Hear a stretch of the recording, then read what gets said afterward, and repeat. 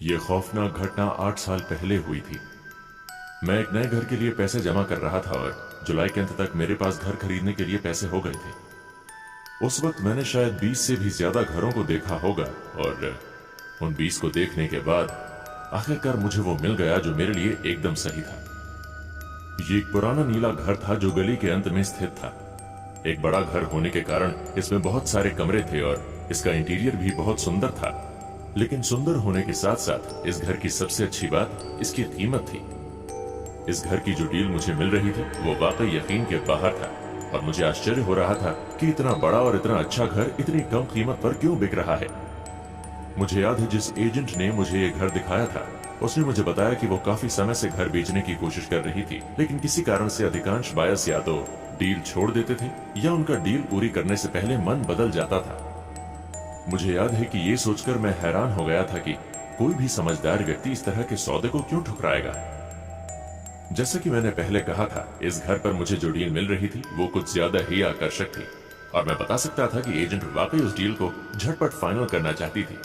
उसका मुझे एहसास था कि कोई तो कारण है या कोई राज है जो लोग इस घर को क्यों नहीं लेते थे, लेकिन मुझे ये भी मालूम था कि मुझे अगले 1 मिलियन वर्षों में भी ऐसा बढ़िया सौदा नहीं मिलेगा। इसलिए मैंने अपनी चिंताओं को नजरअंदाज कर दिया और इसे खरीद लिया। कागजी कार्यवाही से संबंधित सब कुछ तय हो जाने के बाद मैं अगले सप्ताह ही नए घर में शिफ्ट हो गया। मेरे पास बहुत जगह थी क्योंकि ये एक बड़ा पारिवारिक घर था और मैं अकेला रहता था, और जबकि मैंने अभी तक अच्छी लड़की खोजने और एक परिवार शुरू करने की योजना नहीं बनाई थी, मैं अपने नए घर को भविष्य के निवेश के रूप में देख रहा था। जैसा कि मैंने सोच रखा था, अगर मैं भविष्य में कभी ऐसा करना चाहूँ तो मैं इसका इस्तेमाल करूंगा।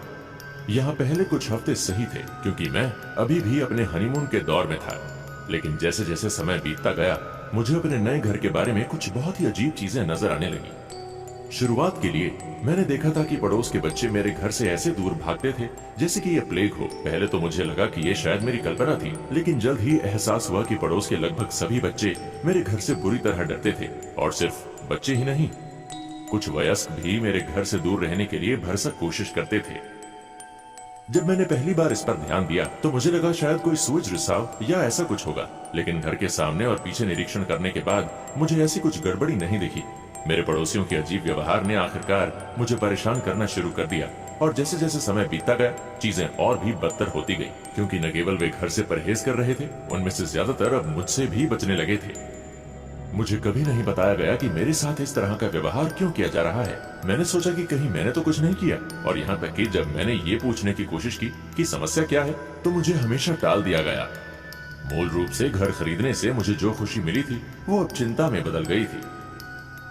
मैंने उनके अजीब व्यवहार का कारण जानने के लिए कई दिनों तक अपना दिमाग खपाया। शुरू में तो कुछ नहीं मिला, लेकिन 13 नवंबर 2014 मेरे उन सवालों के जवाब के लिए एक खौफनाक सुराग लेने वाला था जिसे मैं ढूंढ रहा था। उस दिन मैं काम से कुछ देर से लौटा था। मैं कुछ भी पकाने के लिए बहुत थक गया था, इसलिए मैंने सामान्य माइक्रोवेव डिनर किया और थोड़ी देर टीवी देखा। उसके बाद मैंने नहाने का फैसला किया और बाथरूम में गर्म पानी और शावर तैयार करने के बाद मैं अपने बिस्तर पर लेट गया। मैं नहाने से पहले एक छोटी सी झपकी लेना चाहता था। मुझे लगता है कि शायद मैं काफी थका हुआ था क्योंकि मैं कुछ लंबा ही सो गया, तकरीबन 4 घंटे से भी ज्यादा, कि मैं अचानक एक बच्चे की आवाज से जग गया, मानो वो बराबर कह रहा हो, प्लीज मेरे डैड को बुलाओ। मैं पहले तो असमंजस में था, सोच रहा था कि ये आवाज आ कहां से रही है। फिर मुझे याद आया कि मैं बिस्तर पर आने से पहले टीवी देख रहा था, तो मैं बुदबुदाया कि आवाज टीवी से ही आ रही है। मैं अभी भी थोड़ा कंफ्यूज था क्योंकि मुझे याद था मैंने टेलीविजन बंद किया था, लेकिन ये पहली बार नहीं था जब मैंने इसे चलता हुआ ही छोड़ दिया था। तो मैं इसे बंद करने के लिए नीचे जाने लगा। जैसे ही मैं लिविंग रूम के करीब पहुंचा मुझे यकीन हो गया कि ये टेलीविजन ही था क्योंकि वहां आवाज सबसे तेज थी। लेकिन इससे पहले कि मैं लिविंग रूम में पहुंच पाता मैं एकदम जम सा गया। अब मुझे तो पूरा यकीन था कि आवाज टेलीविजन से आ रही थी, लेकिन लिविंग रूम के दरवाजे के करीब खड़े होने के बाद मुझे आखिरकार एहसास हुआ कि ऐसा नहीं था, क्योंकि कमरे में पूरी तरह से अंधेरा था। और मैंने खुद से कहा कि अगर ये टीवी था तो मुझे कमरे में टीवी की रोशनी दिखती, इतना अंधेरा नहीं। मैं अब पूरी तरह से डर गया था कि आवाज टीवी से तो नहीं, लेकिन लिविंग रूम से जरूर आ रही थी। मैं इतना डर गया था कि मैं हिल भी नहीं पा रहा था। मेरे पैर जैसे वहीं जम गए और मैं उस बच्चे को यही दोहराते हुए सुनता रहा, प्लीज मेरे डैड को बुलाओ। मुझे नहीं पता कि मैं वहां कितनी देर खड़ा रहा, शायद 30 मिनट या उससे भी ज्यादा। लेकिन जिस तरह ये आवाज शुरू हुई थी उसी तरह अचानक जैसे बंद हो गई। मैं कुछ देर वहीं खड़ा रहा, आवाज दोबारा सुनने के इंतजार में, लेकिन वहां चुप्पी के अलावा कुछ नहीं सुना। कुछ मिनटों के बाद मैंने अपने कमरे में वापस जाने का फैसला किया, क्योंकि रात में लिविंग रूम में जाने से मैं डर रहा था। जल्द ही सुबह हो गई और मैं एक पल के लिए भी सोया नहीं था।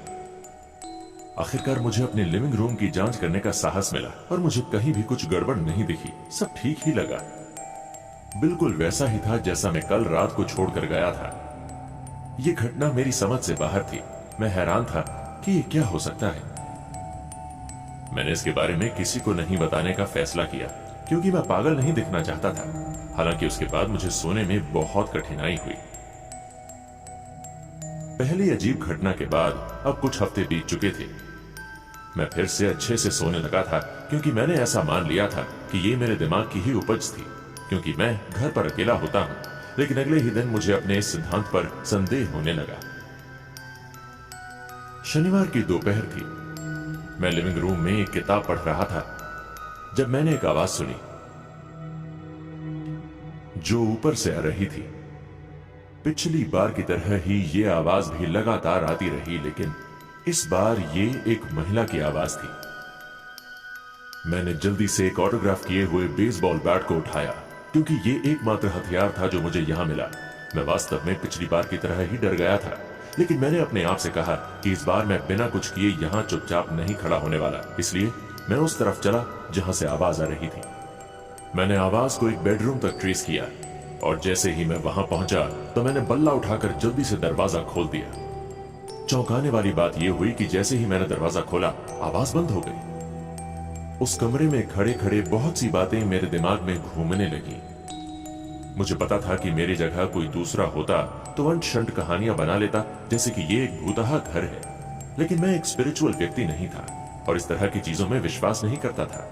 फिर भी इन घटनाओं का कोई जायज एक्सप्लेनेशन समझना मुझे बहुत मुश्किल लग रहा था। मैंने पुलिस के पास जाने और उनसे जांच करने के लिए कहने के बारे में सोचा, लेकिन मुझे पता था कि पुलिस को यह सब बताते हुए मैं कितना हास्यास्पद और पागल दिखूंगा कि मुझे अपने घर में आवाजें सुनाई दे रही हैं। इस अजीबोगरीब स्थिति ने मुझे परेशान कर दिया।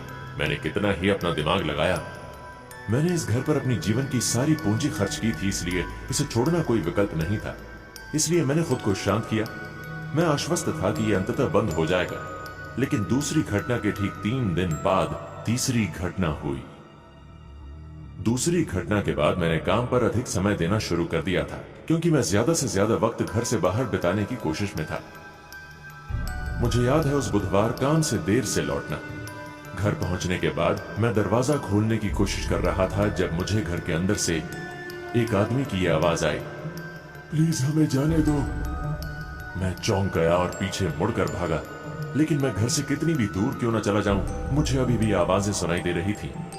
उस रात मुझे महसूस हुआ जैसे मैं घबरा गया था, बेहद भयभीत और डरा हुआ था। लेकिन अब मुझे गुस्सा भी आ रहा था, क्योंकि वो तीसरी घटना मेरे लिए आखिरी दिन का थी। मैं अच्छी तरह से जानता था कि बीमा आत्माओं या भूतों को कवर नहीं करता है, इसलिए मैंने एक कठोर कदम उठाते हुए एक मशहूर आध्यात्मिक गुरु की सेवाएं लेने का फैसला किया, अवांछित मेहमानों से छुटकारा पाने के लिए।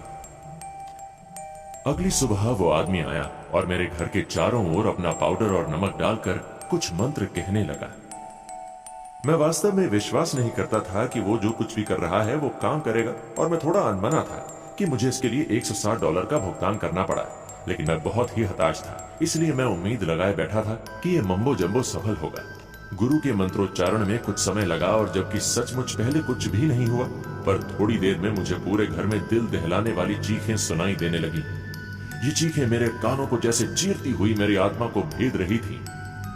गुरुजी ने जब मुझे दर्द में देखकर पूछा कि क्या हुआ, तो मैं समझ गया कि वो ये चीखें नहीं सुन पा रहे थे जो मैं सुन रहा था।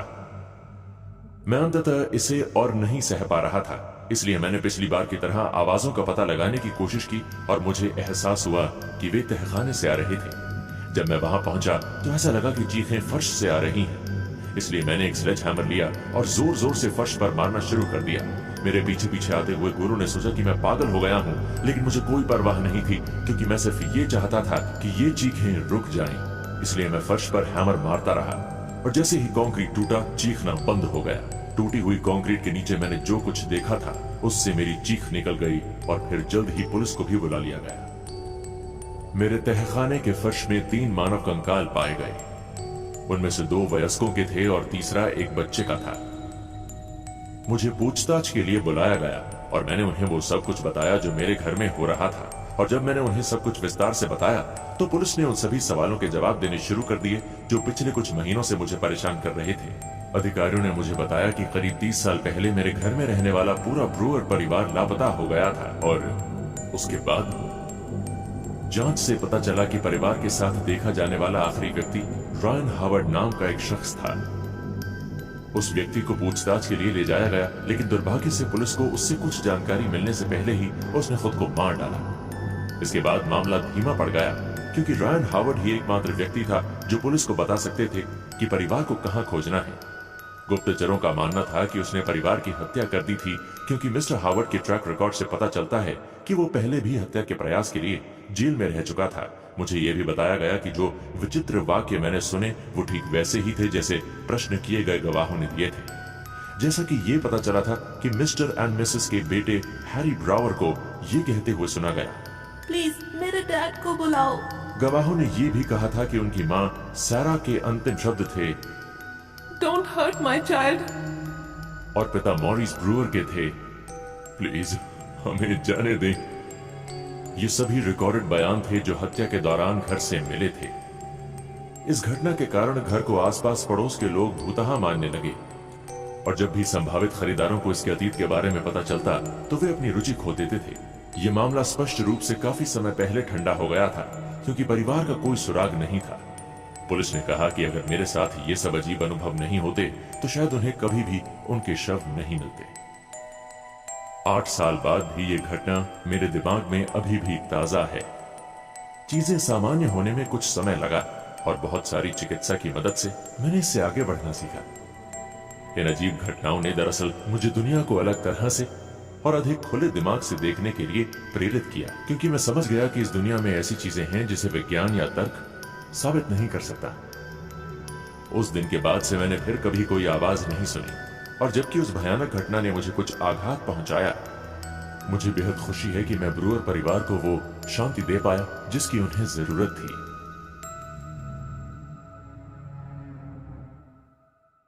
मैं जॉन हूं और मैं पुलिस वाला हूं। अपने सेवा काल में मैंने अपहरण, डकैती, हत्या और न जाने क्या क्या मामले निपटाए हैं, लेकिन इस घर में घुसपैठ के मामले ने मुझे अंदर तक झकझोर के रख दिया था। एलेना एक छोटे कस्बे की कामकाजी महिला थी। वो एक अच्छी नौकरी पाने के लिए शहर आई थी। उसने अंततः एक बड़ी मैगजीन कंपनी में संपादक के रूप में नौकरी हासिल की। सब कुछ बहुत अच्छा हो रहा था, एक नई नौकरी, एक अच्छा अपार्टमेंट और रहने के लिए एक अच्छा शहर। हालांकि शहर में उसके सुचारू जीवन के कुछ महीनों में चीजें खराब होनी शुरू हो गई थी। एक रात वो शाम करीब 8 बजे अपनी नौकरी से लौट रही थी। ये मैगजीन के लिए व्यस्त समय था, इसलिए एलेना को इतनी देर हो गई। जब वो अपने अपार्टमेंट के सामने खड़ी हुई तो उसने देखा कि सामने का दरवाजा खुला हुआ था। उसने सोचा कि शायद उसने गलती से अपना दरवाजा खुला छोड़ दिया है और बिना कुछ सोचे समझे अपने घर में प्रवेश कर गई। अगले दिन जब वो काम से घर लौटी तो दरवाजा एक बार फिर खुला था। हालांकि इस बार एलेना जानती थी कि उसने दरवाजा ठीक से बंद कर दिया था। उसने इस बार भी इसे 2 बार चेक किया था, तो जब इस बार दरवाजा खुला मिला तो उसने सोचा कि शायद ताला खराब हो गया हो। उसने तुरंत एक ताला बनाने वाले को बुलाया और ताला बनाने वाले ने पुष्टि की कि ताला बिल्कुल ठीक है। एलेना ने सोचा कि शायद ये उसका मकान मालिक है, लेकिन जल्द ही उसे एहसास हुआ कि उसका मकान मालिक पिछले 3 हफ्तों से यूरोप का दौरा कर रहा है। लगभग सोने का समय हो गया था और एलेना ने दरवाजे के बारे में चिंता किए बिना सोने का फैसला किया। अगले दिन जब वो काम से लौटी तो दरवाजा बंद था। उसने सोचा कि पिछले 2 दिनों से शायद वो ही गलती से दरवाजा खुला छोड़ रही थी। ये वीकेंड था, इसलिए एलेना ने आराम करने और 2 दिन अपने अपार्टमेंट में सफाई करने और किताबें पढ़ने में बिताने का फैसला किया। सोमवार को जब वो काम से लौटी तो मेन दरवाजा फिर से खुला था। संयोग होना असंभव था, इसलिए वो अंदर गई और जांच की कि कहीं कुछ गायब तो नहीं है। लेकिन सब कुछ वहीं था जहां उसे होना था। उसका सारा कीमती सामान उसकी अलमारी में सुरक्षित था और बाकी सामान भी ठीक लग रहा था। एलिना ने फैसला किया कि अगर उसने एक और बार दरवाजा खुला पाया तो वो अपने घर में एक सीसीटीवी कैमरा लगवा देगी। दूसरे दिन जब वो काम से लौटी तो दरवाजा खुला हुआ था। उसने अंदर जाने की भी जहमत नहीं उठाई। उसने बस खुले दरवाजे को बंद किया और एक छोटा होम कैमरा खरीदने के लिए सीधे मॉल चली गई। उस रात उसने अपनी नींद का बलिदान किया और मेन दरवाजे के सामने एक टेबल पर कैमरा लगा दिया। वो मामले की जड़ तक जाना चाहती थी। कैमरा काफी बेसिक था। ये दिन भर सिर्फ दरवाजे को रिकॉर्ड करता था। वो पुलिस को इस घटना की सूचना देने के बारे में श्योर नहीं थी क्योंकि उसके घर में कुछ भी गायब नहीं था। ये डकैती नहीं थी। उसने सोचा कि पुलिस उसे सुझाव देगी कि वो दरवाजा ठीक से बंद करे या ज्यादा से ज्यादा ताले बदल ले और अलार्म सिस्टम लगा दे। अगले दिन जब एलेना काम से लौटी तो सामने का दरवाजा एक बार फिर खुला था। अब वो घबरा गई और धीरे धीरे अपने घर में दाखिल हुई जहां सब कुछ सामान्य लग रहा था। वहां हमेशा की तरह कुछ भी गायब नहीं था। उसने अपना लैपटॉप उठाया और धीरे धीरे अपने घर से निकल गई। वो अपने अपार्टमेंट बिल्डिंग के पीछे पार्क में बैठ गई और फुटेज देखने लगी। शाम के करीब 4 बजे तक फुटेज में कोई बदलाव नहीं आया। इसमें उसके सामने का दरवाजा दिख रहा था जो मजबूती से बंद था।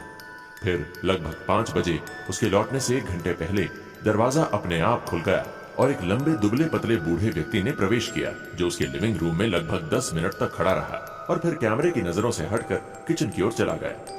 एलेना घबरा गई और उसने पुलिस को फोन किया। मैं साइट पर पहुंचने वाले पहले अधिकारियों में से एक था। हमने सुनिश्चित किया कि उसके अपार्टमेंट बिल्डिंग के आसपास का क्षेत्र सुरक्षित रहे। हमें इस आदमी का कोई निशान नहीं मिला जिसके बारे में उसने दावा किया था कि वो उसके अपार्टमेंट में घुस गया था। मेरे वरिष्ठ अधिकारी ने एलेना से कहा कि मैं उसकी सुरक्षा सुनिश्चित करने के लिए हर समय उसके दरवाजे के सामने तैनात रहूंगा और उसे अपने अपार्टमेंट में जाना चाहिए, दरवाजा बंद करना चाहिए और सुरक्षित रहना चाहिए।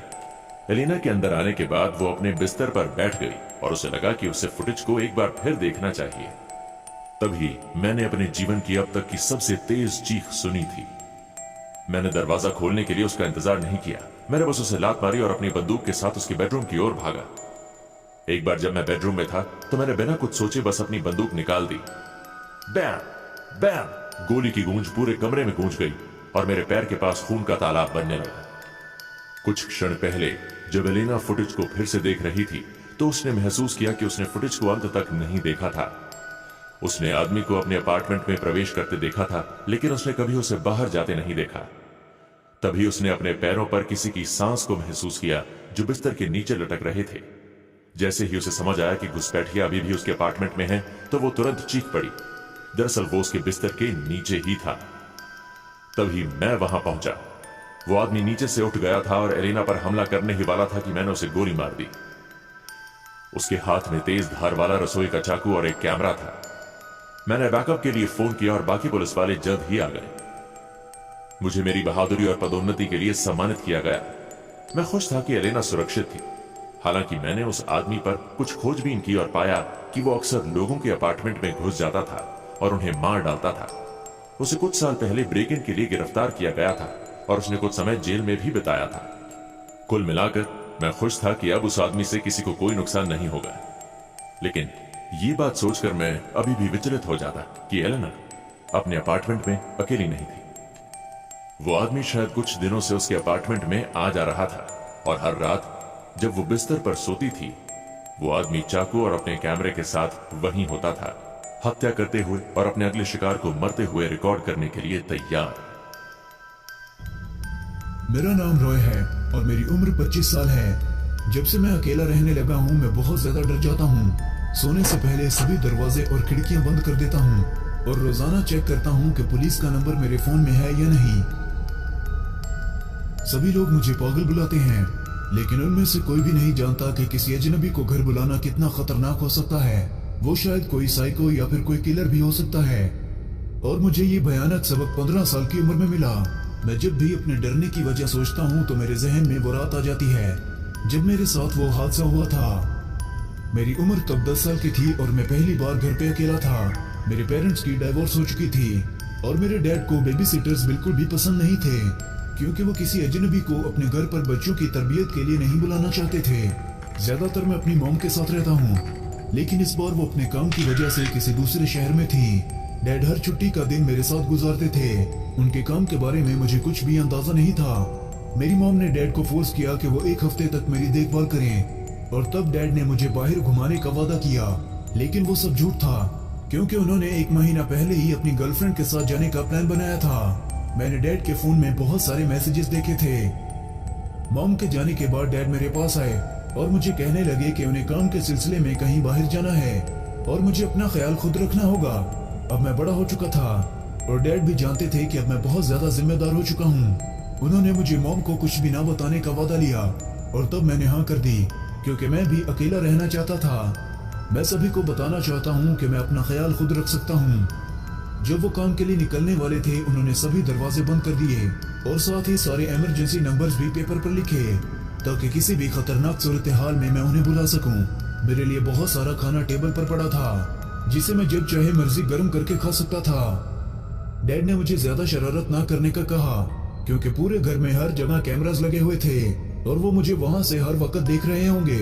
लेकिन मैं जानता था कि वो सब झूठ है, क्योंकि ना ही डैड ने मुझे इनके बारे में कभी बताया है और ना ही मैंने पहले कभी उन्हें घर में देखा था। उसके बाद डैड ने सारा सामान उठाया और अपने सफर पर निकल पड़े और अब मैं घर में बिल्कुल अकेला था। खाना खाने के बाद मैंने बहुत सारी कैंडीज जमा की और टीवी देखने चला गया। कुछ ही मिनटों के बाद मुझे नींद आ गई और टीवी अभी भी चल रहा था। तभी दरवाजा बजने की आवाज से मेरी आंख खुली। जो भी आदमी बाहर था वो लगातार दरवाजा बजा रहा था, जैसे वो जानता था कि मैं घर में बिल्कुल अकेला हूँ। मैं बहुत ज्यादा डर गया, क्योंकि मुझे लग रहा था कि बाहर गुस्से में दरवाजा बजाने वाले मेरे डैड होंगे। लेकिन तब मैंने टाइम देखा और मुझे अंदाजा हुआ कि वो अभी रास्ते में ही होंगे। मैंने जूता पहना और दरवाजे की तरफ गया। दरवाजे के बाहर एक औरत खड़ी मेरी तरफ ही घूर रही थी। वो औरत मुझे जानी पहचानी लग रही थी, लेकिन मुझे याद नहीं आ रहा था कि वो औरत कौन है। मैंने उस औरत से पूछा कि उसे क्या चाहिए। उसने बताया कि वो मेरी पड़ोसी है और मेरे डैड ने उन्हें मेरी देखभाल करने के लिए भेजा है। मैंने उन्हें बताया कि डैड मुझे घर पर अकेला छोड़कर गए हैं, लेकिन उस औरत ने कहा कि मेरे डैड ने अपना इरादा बदल कर रास्ते में मुझे फोन करके भेजा है। मुझे उस औरत पर यकीन नहीं हो रहा था, लेकिन तभी उसने कहा, चलो भी दरवाजा खोलो रॉय, वरना डैड गुस्सा करेंगे। ये औरत मुझे जानती है, उसे पता है कि मेरे डैड क्या काम करते हैं। मैंने उस पर यकीन करते हुए दरवाजा खोल दिया। अंदर आते ही उस औरत ने अजीब मुस्कुराहट दी और शुक्रिया बोलने लगी। उस औरत ने मुझसे मेरे होमवर्क के बारे में पूछा। मैंने जवाब में कहा कि मेरी छुट्टियां हैं, क्योंकि मुझे नए साल की छुट्टियां थी। मुझे इग्नोर करते हुए वो हंसने लगी और टीवी देखने का बोलकर मेरे डैड के कमरे की तरफ चली गई। मैं उसके पीछे गया ये देखने के लिए कि वो क्या कर रही है। वो डैड की सारी चीजें टटोल रही थी। मैंने उससे पूछा कि वो क्या कर रही है, तब उसने कहा कि मेरे डैड मेरे लिए तोहफा लेना चाहते हैं, इस वजह से वो उनके पैसे ढूंढ रही थी। और तब मुझे उस पर शक हुआ, लेकिन मैं उस तोहफे के लिए बहुत ज्यादा एक्साइटेड था। कुछ मिनटों के बाद उस औरत ने बेड का दराज दूर से नीचे फेंका और बहुत सारे पैसे निकालने के बाद वो पागलों की तरह हंसने लगी। सारा सामान अपने बैग में डालने के बाद वो वहां से जाने लगी, लेकिन मैंने उसे रोका और मेरा खाना गर्म करने का कहा। पहले उस औरत ने मेरी तरफ गुस्से में देखा, उसके बाद शैतानी मुस्कुराहट देने लगी। वो मेरी तरफ बढ़ी और मुझे जोर से गले लगाकर दबाने लगी। मैं डर की वजह से रोने लगा, लेकिन उसे कोई भी फर्क नहीं पड़ रहा था। उसने मुझे किचन की कुर्सी पर बिठाया और धमकाने लगी कि अगर मैं वहां से हिला तो वो मुझे नुकसान भी पहुंचा सकती है। डरते हुए मैंने हाँ में जवाब दिया। उसने मेरे डैड के सामान में से रस्सी निकाली और मुझे जोर से कुर्सी पर बांध दिया और पानी गर्म करने लगी। मुझे लगा कि वो मेरे लिए नूडल बना रही है जो फ्रिज के ऊपर पड़े थे। मैंने उसे कहा कि मुझे भूख नहीं लगी। कुछ देर के बाद उस औरत ने मुझसे पूछा कि अगर मैं प्यासा हूं तो वो मुझे पानी पिला सकती है। तब मैंने उसे कहा कि मुझे ऑरेंज जूस चाहिए और साथ ही मैंने उससे ये भी कहा कि मुझे रस्सी से खोल दे, लेकिन उसने कोई जवाब नहीं दिया। मैं उसे फिर से कहने लगा कि मुझे जूस चाहिए, लेकिन तब उसने मेरे सर पर वो गर्म पानी डालना शुरू कर दिया। वो औरत सारा उबला हुआ पानी मेरे सर पर गिरा रही थी। वो उबला हुआ पानी मेरे सारे जिस्म पर और चेहरे पर गिर रहा था। मैं दर्द में चिल्लाया और खुद को छुड़ाने की कोशिश करने लगा, लेकिन तब कोई भी रास्ता नहीं था। मेरा चेहरा पिघलना शुरू हो रहा था और मेरी आंखें बस बंद हो रही थी। उस लड़की ने वो सारा पानी मेरे जिस्म पर डालना शुरू कर दिया। अब मेरे जिस्म का कोई भी हिस्सा सूखा नहीं था। वो लगातार हंस रही थी। जब वो पानी खत्म हुआ मैं तब भी चिल्ला रहा था और तभी वो औरत मुझे थप्पड़ मारने लगी और मेरा मजाक उड़ाने लगी। मुझे कुछ भी समझ नहीं आ रही थी। तभी किसी ने दरवाजे की घंटी बजानी शुरू कर दी। और बाहर से मेरे पड़ोसियों की आवाजें आ रही थी। वो औरत दरवाजा खोलने के लिए बाहर की तरफ गई और पड़ोसियों से कहने लगी कि इस घर में एक एक्सीडेंट हुआ है। जब वो लोग मुझे देखने के लिए अंदर आए, वो औरत डरती हुई वहां से भाग गई और साथ ही मेरे डैड का सारा सामान और पैसे भी ले गई। सभी लोग मेरी हालत देखकर चिल्लाए।